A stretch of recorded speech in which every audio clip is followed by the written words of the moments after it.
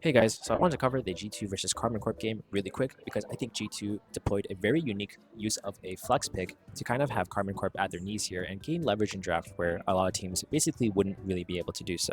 Jumping right in, this starts off a little bit in the bans where G2 basically ban out a lot of things that would guarantee priority in certain parts of the map, so that's why you know the Taliyah, Renekton, and Nautilus combos. They basically do this to prevent as much chaos on the map as possible from Carbon Corp, and they basically set themselves up for this B1. And the B1 Sejuani is not too out of the ordinary at first glance, but this gets a little bit more interesting when you kind of proceed further and further into the draft. So what I mean by this is that the B2 Xin Zhao and B3 Kaisa.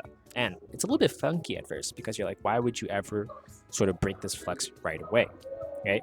The point of the flex is to hold it as far back as possible so that you can gain advantage. And then you can pivot when you want to. The G2 specifically deploy this flex at a timer so that Karma Corp have to think about the threat of the flex the entire rest of the draft. And this does have its impact on the draft because Karma Corp are forced to play more reserved. They have to sort of play more careful with the way they're going for this draft, and they have to be cognizant of the fact that the Sejuani could go top, it could go support, it can. There's even a small chance, it's caps. Like it could even go mid. Who even knows, right? And that's something for them to actually realize. And maybe they're not willing to opt into the potential risks of a Sejuani top lane kind of dominating with the Xin Zhao and just taking over top side. So this could have resulted into why they opted for Anar on R3 here instead of going for something potentially more aggressive, right? They were a little bit afraid, and they didn't want to pick a volatile top laner that could potentially get dumpstered on. This proceeds to affect it more on the R4 when Karma Corp go for the Leona, which is generally a reasonable pick. It's just another Nautilus in a sense.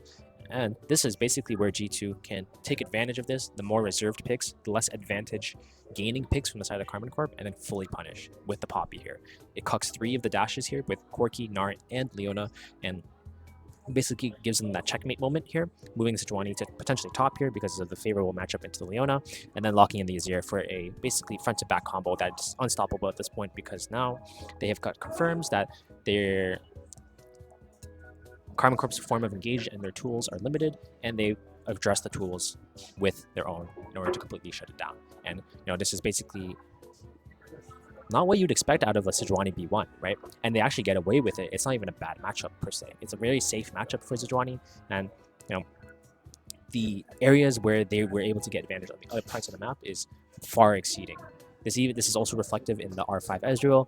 It's like an answer in the sense that you needed to play your poke condition and potentially outpace G2 that way, but it's not that great because you're also self-countering into the Kaisa a little bit. It's not that strong because Azir and Sejuani and Kaisa, they can also start fights as well. And that's where you can kind of see, because of Karma Corp's fear to force an advantage and take risks in draft, G2 punish the lack of the risk taking, and they actually just take a risk of their own and they punish them really hard. And that's the example here of where G2 are manipulating drafts in more unique ways that other teams are not doing. And they're using it not only just to at face value of what their value is, but also gaining different things of what they want, having the team think about, is this possible, or what other layers are there in what is this team afraid of, and how do they like to play, and how can we manipulate the draft, give us more options, and think about that. And I think that's what teams like G2 and Fnatic, and they're so creative with the way they're drafting, and it's something that